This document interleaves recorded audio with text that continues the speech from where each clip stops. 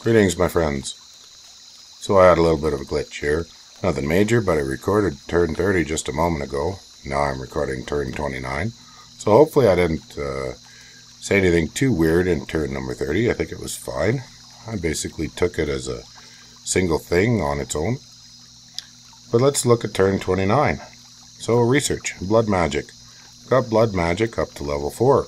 And that is my tasty, yummy Rain of Toads. And my Bind Jaguar Fiends. So I can get those flying Ocelotl sacreds out there. And I've got my construction up to level 4, which is good, but I want to bring it up to level 6. Level 4 gets me my Sanguine Dowsing Rods. So I've started making some beast bats, more site searching. We've covered a great deal of that. You can see I'm now hunting 4 provinces in a significant way. I'm going to crank that up. Battle in Hubbardton. So Vanheim came at me with some foul spawn. Well, I believe that's a mercenary, and I believe that was a complete waste of his time. I guess we'll have a quick look here and just see. But sometimes you're just going to try things and hope you luck out. Oh yeah, I had some pretty substantial PD and it had heavy cavalry, so not going to spend more time on that. Battle in Vanheim. So I took the fight back to him. I'm going to siege his capital again, put him under pressure, crank up his unrest, and keep him off balance. I'm a firm believer in initiative and keeping people off balance. You can keep pounding, you can move another direction, you can do a flank, airdrop over top of him. Lots of different options. And the trick is, just keep at it.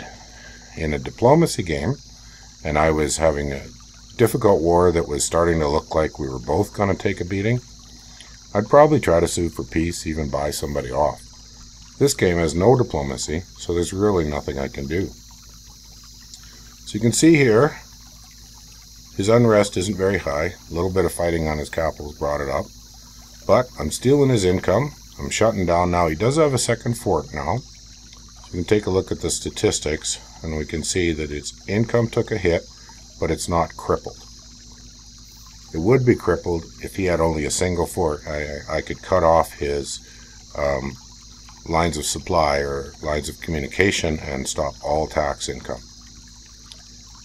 Other than that, we're making jaguars and beast bats here, continuing sacrifice. This fort is up, more beast bats coming, so I'm taking advantage of my moderate slave income and turning it into troops, which means that with my recruitment of jaguars in as many places as I can afford each turn, and my summoning of additional sacreds, I am really pouring out the powerful troops.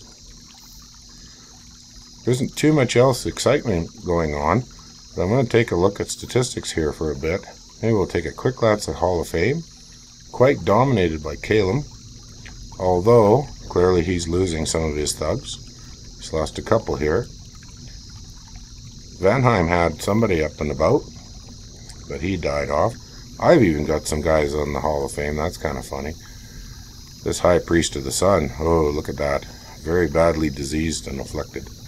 We're going to fix that next turn. My other couple Hall of Famers, that's my original Tribal King. Look at him. He's still in the Hall of Fame. Doesn't matter a whole bunch. He's a commander, and I'm not going to try to thug somebody like that. Heroic Endurance would be superb on a mage. No big deal in it, just a commander. And this guy here, it's just a little old Mictlan priest. Heroic Endurance. Well, that's nice, but Mictlan priests are not very good combat magi. Best kept doing what they do well, which is blood hunt and research. So I'm pretty pleased now with 4 forts. At the size of this game, I think that's more than enough forts to build. From now on, if I want more forts, I'm going to shoot for taking them.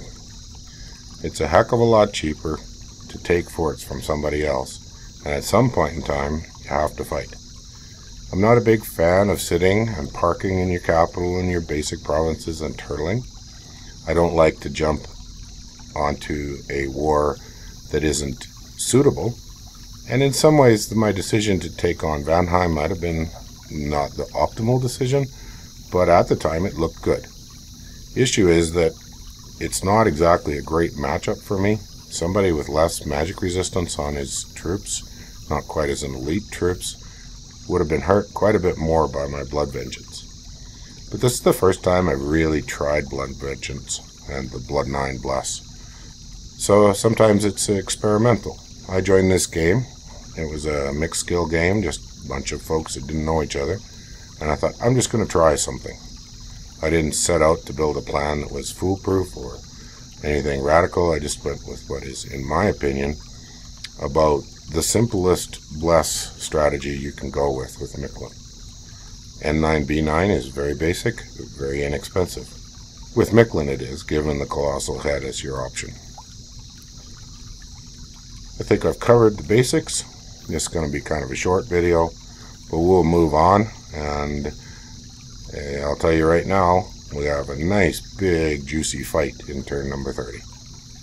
Take care, my friends. Hope to see you in game.